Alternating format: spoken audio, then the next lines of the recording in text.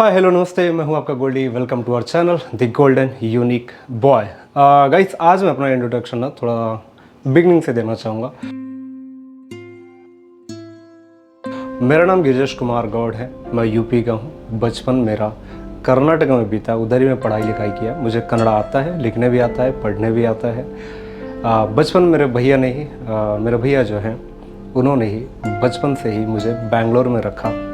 Like Bangalore side में तुमकुर है, वहाँ पे रखा, पढ़ाया लिखाया। क्योंकि मेरे भैया मुझे एक भाई कभी माने नहीं, वो मुझे बेटे की तरह ही माने। और मैं उन्हें लाइक एक बाप का दर्जा देता हूँ, क्योंकि बचपन से उनके साथ ही रहा हूँ। शादी के बाद भी वो मुझे लाइक साथ में रखे थे और वहाँ पे पढ़ाई लिखाई किया। बचपन से ही माँ बाप से दूर रहा। साल में एक बार जाता था मैं। कभी कौन बेसुरा आवाज गाना गा रहा है? आप ना कैरियोके लगा के रखे हो, ठीक है? हाँ। तो उसमें कॉपीराइट आएगा। मैं क्या करूँगा फिर? मैं वीडियो अपलोड नहीं करूँ?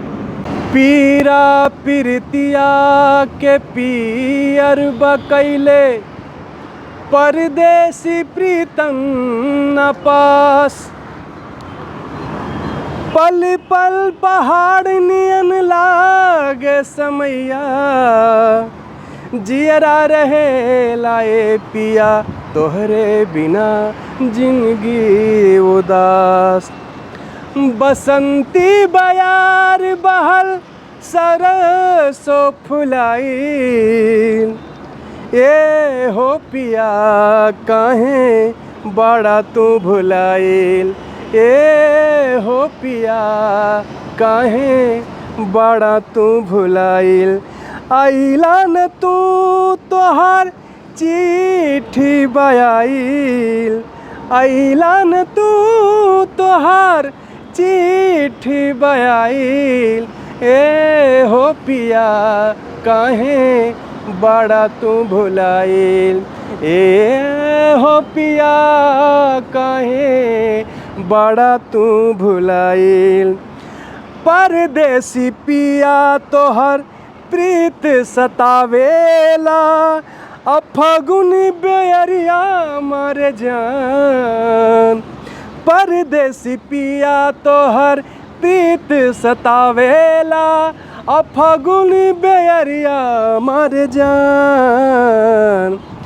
पपिया परान भइल ओठ बाझुराइल, ए हो पिया काहे बड़ा तू भुलाइल, ए हो पिया काहे बड़ा तू भुलाइल।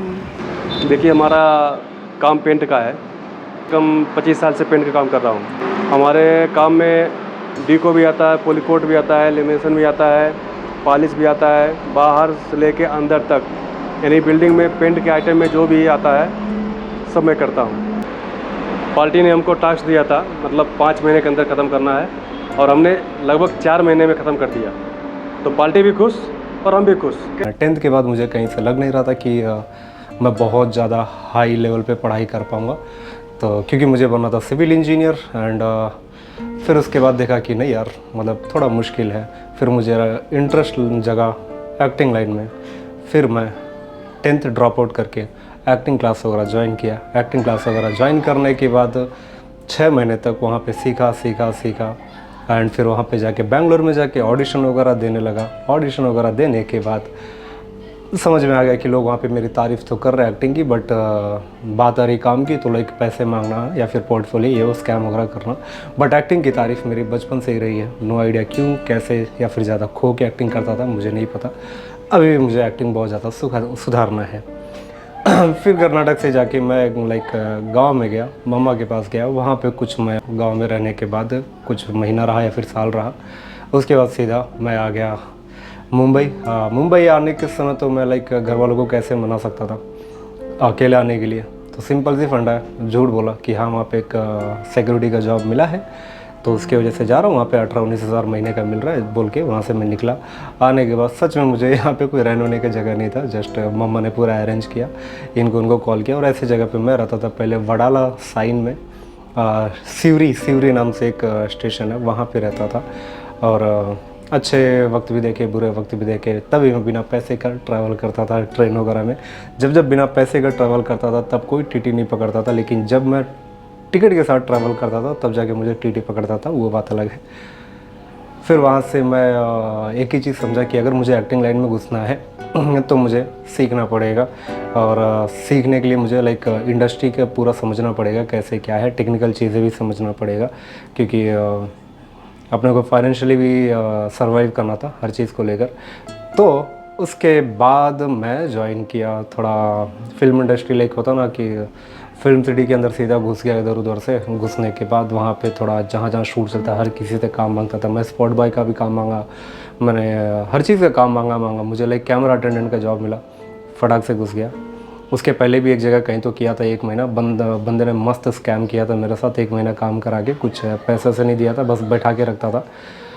तो वहाँ पे मुझे 8,000 महीने का मिलता था, और 8,000 महीना मेरे लिए बहुत था सरवाइव करने के लिए। शेयरिंग में रहता था, सुबह 4 बजे उठना, 5 बजे रेडी होके लाइक कैमरे के शॉप पे जाना, लाइक कैमरे का जो ऑफिस रहता है वहाँ से कैमरा वगैरह उठाना, 9 बजे तक सेट पे पहुँच जाना, सीरियल वगैरह के सेट पे पहुँच जाना। फिर वहाँ से रात को जहाँ पे 9 घंटा या फिर 12 घंटा बोल के 14 घंटा काम कराते थे। लेकिन मेरा एक ही मोटिव था कि भाई साहब मेरे को ना लाइक एक्टिंग सीखना, तो कैमरे के बगल में रहकर ही मैं सीख सकता हूँ। इसकी वजह से मैं लाइक करते गया। और वहाँ पे मैंने एक चीज़ नोटिस की, जो बहुत बड़ा ट्रैप मैंने नोटिस किया, कि वहाँ पे आप अगर देखोगे तो सबके सब जितने भी वो लाइन में सालों से कर रहे हैं, सबके सब जो भी ये टेक्निकल है, ये वो बोलने के लिए टेक्नीशियन है, बट वो है गधा मजदूर। सबकी सीधी बात है, सबकी एक ही डायलॉग है, मुझे इंडस्ट्री छोड़ना, बट कोई छोड़ता नहीं है, उसी में फंसे रहते हैं। और ये चीज़ मैंने नोटिस किया, और कहीं ना कहीं पैसे की वजह से मैं उसमें दबता जा रहा था, तरीके से दबता जा रहा था। मैंने उसको छोड़ने के बाद पीवीआर में ज्वाइन किया। पीवीआर में ज्वाइन करने के बाद कुछ किया, 15 दिन काम किया। फिर रेस 3 एक दिन रिलीज़ हो रही थी, उस समय ही मैं लाइक उनको बोल दिया था कि रेस 3 रिलीज़ हो रही थी और मेरे को इंडस्ट्री की आदत थी, अगर खाना टाइम से नहीं मिला तो वहाँ से निकल जाऊँगा, सिंपल सी फंडा है। पीवीआर में जब ज्वाइन किया था तो वो लोग मुझे 7 बजे बुला के खाना वगैरह टाइम से दिया नहीं, तो मैं सीधा निकल लिया, पैसे से रख लो तुम तुम्हारा, वो हिसाब से। फिर उसके बाद मैं बोला क्या करना है। हम संदीप महेश्वरी का बहुत बड़ा फ़ैन था उस समय, अभी भी हूँ, नहीं पता मुझे, क्योंकि जब हम काम करने लग जाते हैं तब मोटिवेशन की ज़रूरत नहीं पड़ती है, आपको खुद आपके साथ जो सिचुएशन बनता है वो आपको खुद धक्का मारता है। तो मैं वहाँ पे पीवीआर में ज्वाइन किया, पीवीआर वगैरह छोड़ने के बाद मैंने ज्वाइन किया स्टैचू परफॉर्मेंस। मतलब मैंने शुरू किया स्टैचू परफॉर्मेंस, और स्टैचू परफॉर्मेंस के टाइम पे मेरी फट रही थी गंदी वाली। मेरा मेन मोटिव था कि मैं उधर कुछ देर परफॉर्म करूँगा, बाकी टाइम पे ऑडिशन दूंगा, अपने एक्टिंग सुधारूंगा, ये वो। लेकिन कहीं ना कहीं लाइक हमें जहाँ से पैसा आता है हम जाने अनजाने से फंस जाते हैं। वो स्टैचू परफॉर्म करते करते कब 2 साल बीत गए, 1.5 साल बीत गए, मुझे पता भी नहीं चला। और कहीं ना कहीं उसको मैं धंधा बना ही लिया था, जो कि मुझे आर्ट परफॉर्म करना था। हाँ, उसने मुझे बहुत नाम दिया। इंडिया का पहला लिविंग स्टैचू परफॉर्मर में लेकिन नाम मुझे मिला। और मैं सच बता रहा हूँ, ये चीज़ मैं अभी भी हेजिटेट करता हूँ कि आज सच में मैं ही इंडिया का फर्स्ट लिविंग स्टैचू परफॉर्मर हूँ जो पूरा प्रॉपर तरीके से करता है। ये अभी मुझे थोड़ा हेजिटेशन होती है, लेकिन लोग कहते हैं तो मान लेते हैं।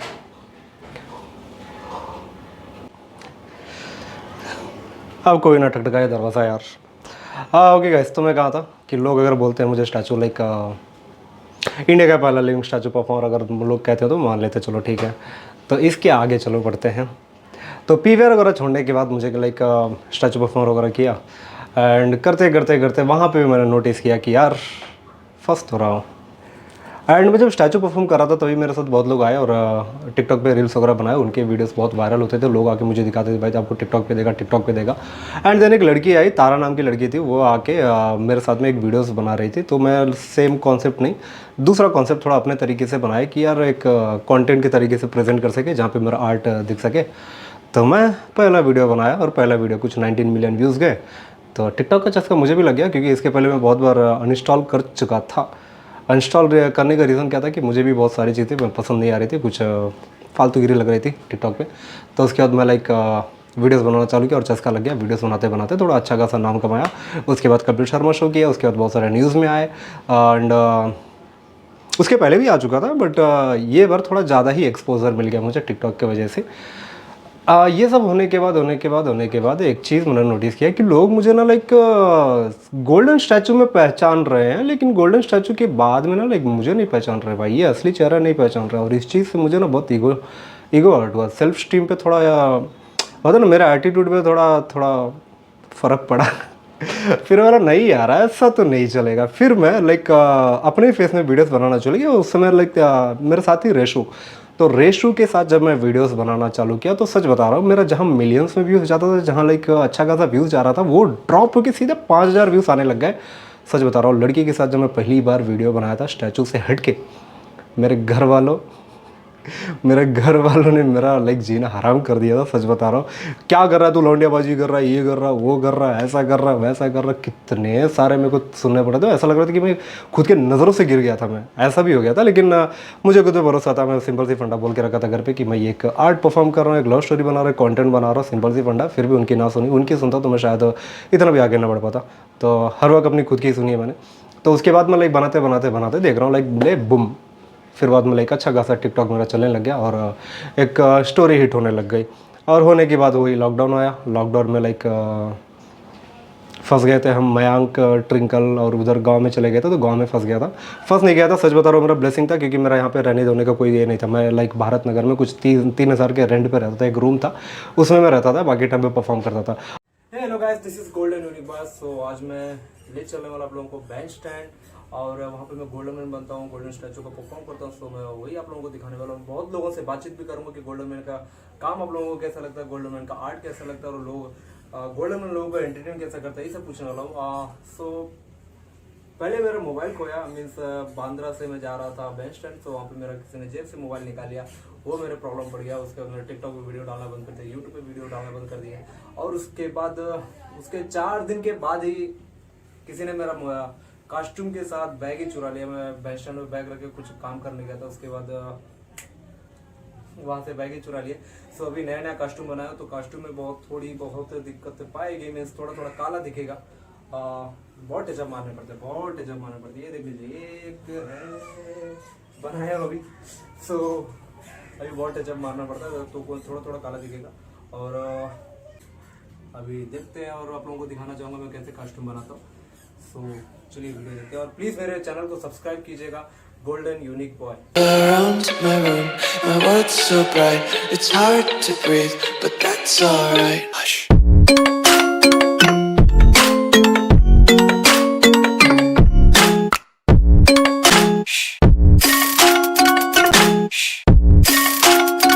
और कैसे अगर लव स्टोरी की बात अगर मैं करूँ अपने लाइक, मैं सच बता रहा हूँ, मैंने लड़कियों से बात करना भी इसलिए चालू किया था, और स्टैचू परफॉर्मेंस चालू करने के पीछे भी कहीं ना कहीं मेरा इंटेंशन था कि मेरे सामने अगर कोई अमीर इंसान आ रहा है, या फिर कोई लड़की आ रही है, खूबसूरत लड़की आ रही है, या फिर कैसी भी लड़की आ रही है, कैसी भी लड़की हो, सिंपल सी फटा मेरी फटती थी, गंदी वाली फटती थी। मेरे को बात करने का तरीका ही नहीं पता था कैसे करना है क्या नहीं करना है, क्योंकि मैं जब मैं स्टैचू परफॉर्म करता था ना, कुछ 6 महीना कोई भी आए मेरी तारीफ करे, ये करे वो करे, घंटा कुछ बोलते नहीं था, जस्ट ऐसे खड़ा रहता था। तो बहुत सारी चीज़ को लेकर थोड़ा लड़कियों से जानबूझ के बातचीत करना चालू किया, और जानबूझ के फ्लर्टिंग चालू किया। फिर कुछ लड़कियां लाइक सामने से बात किए। पहली गर्लफ्रेंड थी, कुछ 6 महीना तक उसके साथ बातचीत किया था। 6 महीने तक मैं मिलने नहीं गया था, क्योंकि मेरा एक डर था कि मेरा एक ऐसा था कि मुझे वर्जिन रहना है, मैं जिसके साथ शादी करूँगा खाली वहीं पर मेरा वर्जिनिटी टूटनी चाहिए बोल के बहुत सारे नौटंकी थे मेरे। तो 6 महीना तक जब उसने हाथ काटा, तब जाके मैं यहाँ से इंदौर भाग के गया था कि जाता हूँ मिल लेता हूँ। एंड तभी भी यही था, नहीं एंड देन डन। एंड उसके बाद भी मेरे को लगा यानी ये लॉन्ग डिस्टेंस वाला रिलेशन तो घंटा मेरे को एक्टिंग में तो कभी कुछ हेल्प करेगी नहीं। देन उसके बाद मैं थोड़ा नज़दीकी वाला रिश्ता बनाने की कोशिश किया, बना, फिर टूटा ये वो सब कुछ हुआ। होने के बाद आई थिंक मेरा इतना अच्छा एक्सपीरियंस हो चुका था कि एंड लव स्टोरी कंटेंट ये वो, तो मैं फिर लाइक किसी ने तो मुझे बोला था यार, मतलब मैं बोल रहा हूँ ना, ईगो और एटीट्यूड थोड़ा ज़्यादा ही रहा है मेरा। तो किसी ने तो मुझे बोला था कि यार हाँ ठीक है रुको ना जानू, किसी ने तो मुझे बोला था कि यार वो जो लड़की है ना वो तुम्हारी कमज़ोरी बन चुकी है, थोड़ा डिप्लोमेटिक रह लो, उसके साथ वीडियोस बनाते रहो, बाकी तुम्हारा झगड़ा जो चल रहा है ये चल रहा है वो चल रहा है। मैं बोला नहीं, मैं सीधा लाइक आर्टिस्ट ही चेंज करते गए, आर्टिस्ट चेंज किया, क्योंकि मुझे मेरे कंटेंट में बहुत ज़्यादा भरोसा था। एंड बहुत सारे आर्टिस्ट के साथ मैं चेंज किया। एंड बनाते गया। एंड एक समय के लिए लाइक तमकीन के साथ वीडियोस जब बनाना चालू किया तो वहाँ से कुछ ज़्यादा ही आईडी मेरी बूम हुई। मैं सच बता रहा हूँ, वो ब्लेसिंग है मेरे लिए और मैं भी उनके लिए ब्लेसिंग हूँ, ठीक है।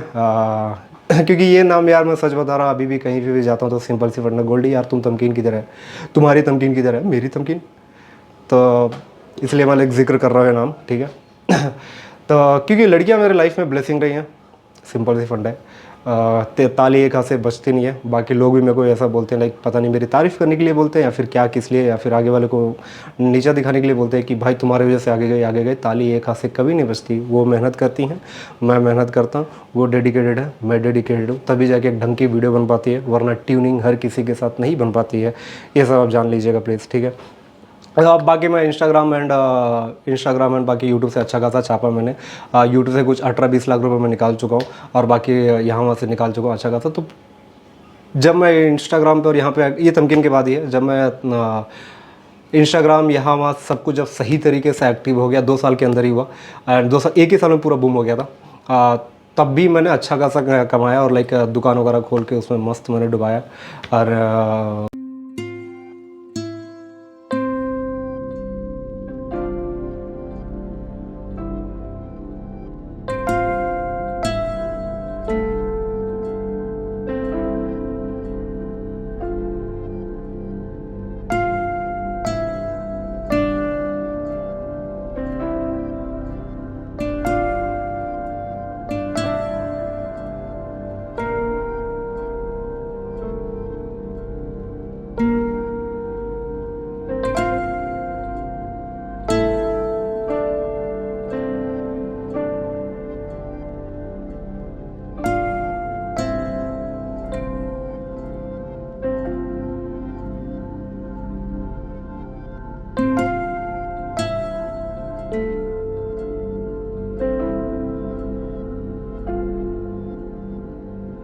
बहुत सारी चीज़ों लेकर उसके बाद में मैं लेके MX टकाटक था वो जो मुझे अच्छा खासा पैसा दे रहा था महीने का, वहाँ से किया एंड बाद में जो MX टकाटक बंद हुआ तो मेरे को आने लगे बेटिंग प्रमोशन। और बेटिंग प्रमोशन सच बता रहा 20 लाख 15 लाख ऐसे ऑफर देने वाले, और ना क्योंकि मेहनती इंसान कभी भी फालतू चीज़ को हाँ नहीं बोलता है।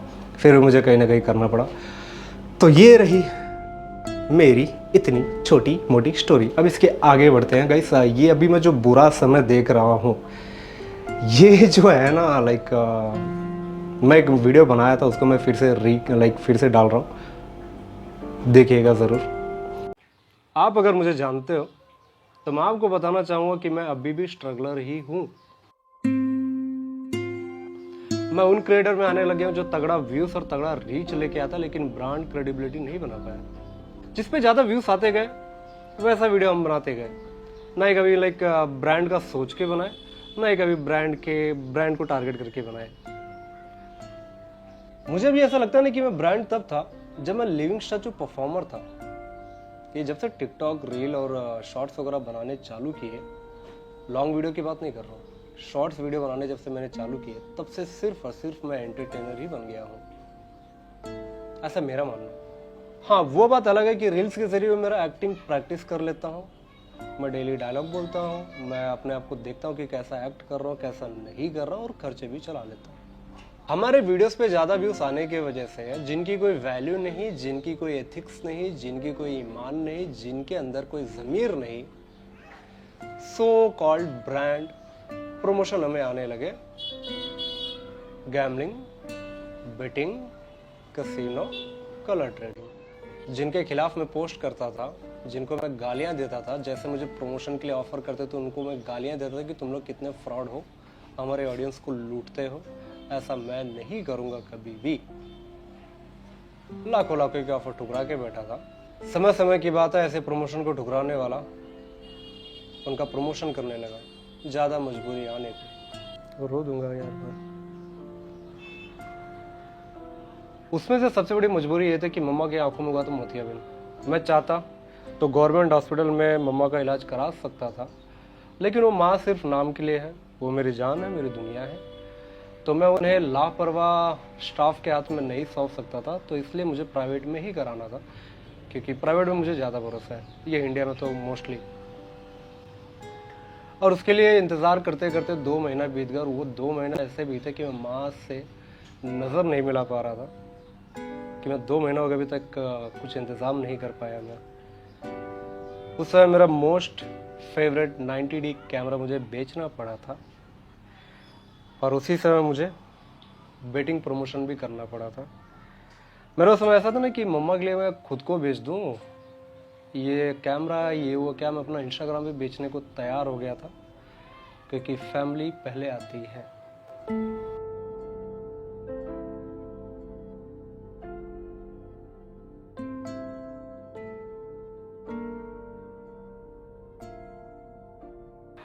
लेकिन ये बेटिंग प्रमोशन के लाख मना करने के बाद भी मैं डिस्क्रिप्शन में पूरा तरीके से लिख देता था, और अगर कोई मुझे मैसेज करता था कि भाई आप पे ट्रस्ट है तो क्या मैं इस पे पैसे लगाऊं या ना लगाऊं, तो मैं उनको सीधा बोलता था कि भाई ये मजबूरी की वजह से मैं ये प्रमोशन कर रहा हूं, तो प्लीज़ अपना पैसा कहीं बर्बाद ना करो और इसका लत ना लगाएं। ऐसे ब्रांड को प्रमोट करके मैं खुद की कोई सफाई नहीं दे रहा हूँ, लेकिन हाँ सुधार ज़रूर लाया हूँ। जब हम शूट पे जाते हैं खाली रील्स के और यूट्यूब शॉर्ट्स के शूट के लिए ना, दिन का 5,000 कैसे भी करके खर्चा होता ही होता है। आर्टिस्ट हो गया, कैमरा हो गया, ट्रैवलिंग हो गया, ये वो सब कुछ को लेकर सब कुछ मिला के 5,000 तो नॉर्मली जाता है। रिटर्न क्या है? घंटा। तो रील बनाना बंद किया और प्रमोशन करना भी बंद कर दिया।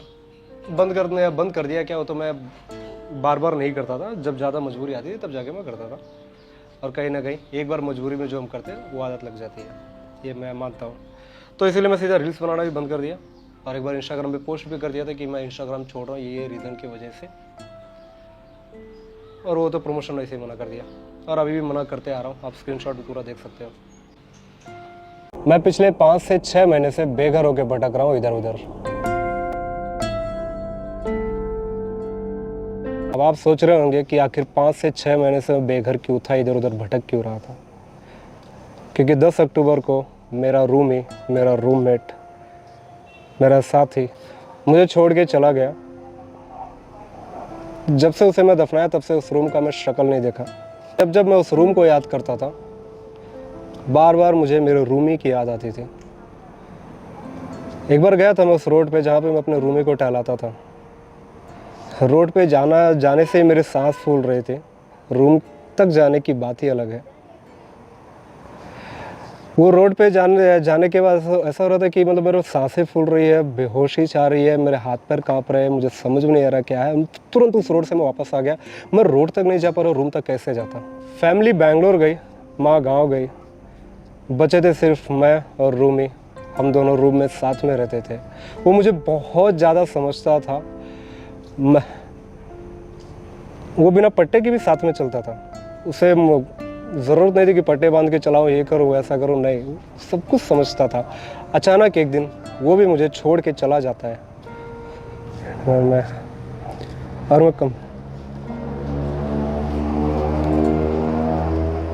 मैं कमज़ोर हो गया। हिम्मत नहीं हो रही थी कुछ करने की। जब कुछ नहीं कर रहा था तो पैसे कहाँ से आए। रूम ओनर का कॉल पे कॉल, रूम खाली करने की प्रेशर। जब ओनर का कॉल आता तो रूम की याद आती, और रूम की याद आती तो रूमी की याद आती। एक दिन रूम ओनर ने दरवाजे का ताला तोड़ा। नो आइडिया सामान का क्या किया, कैसे किया, मैं पूछने भी नहीं गया। अगर मुझे कुछ ज़्यादा याद आती है तो सिर्फ और सिर्फ रूमी की याद आती है, और सामान में अगर कुछ याद आता है तो वही 75,000 का लैपटॉप और बाकी कुछ 80-90 हज़ार का बुक्स और मेरा एक फेवरेट आयरन मैन का टॉय। बाकी कुछ उतना यादें रही नहीं है। पूछूंगा क्या हुआ, कैसे हुआ, देखते हैं। कब बात करने की हिम्मत होगी मुझे नहीं पता। इसमें रूम ओनर की गलती नहीं है, उन्होंने मेरा इंतज़ार किया था। क्योंकि मैं कॉल उठाता, रूम की याद आती, रूम की याद आती तो रूमी की याद आती और मुझे उधर जाना पड़ता। नेक्स्ट पार्ट में बात करते हैं। बहुत सारी चीज़ें जो बताने को है। ये सब बताने की रीज़न सिर्फ एक ही है कि मुझे लगता है कि हर किसी के लाइफ में ये सब आता है, एक ना दिन आता है, वो छुपा जाता है। और मैं सच बता रहा हूँ, ये वीडियो बना के इतना ही बताना चाहूँगा आपको कि आप छुपाओ मत। एक ऐसा दोस्त चुनो जिसको आप सब कुछ बता सकते हो, जिसके सामने आप खुल के रो सकते हो। मैं ये सब क्यों बता रहा हूँ गाइस, ये सब बताने का रीज़न क्या है कि मैं आपके साथ एक कनेक्शन बनाना चाहता हूँ। इसके पहले मैं कभी भी खुद को इन्फ्लुएंसर नहीं बोला था, मैं खाली कंटेंट क्रिएटर बोलता था। कोई मेरे को फ़ैन वगैरह बोलता तो मैं सीधा बोलता था कि फ़ैन वगैरह ना बनो। अभी बोलूँगा कि आपका और मेरा इस समय कनेक्शन होना ही चाहिए,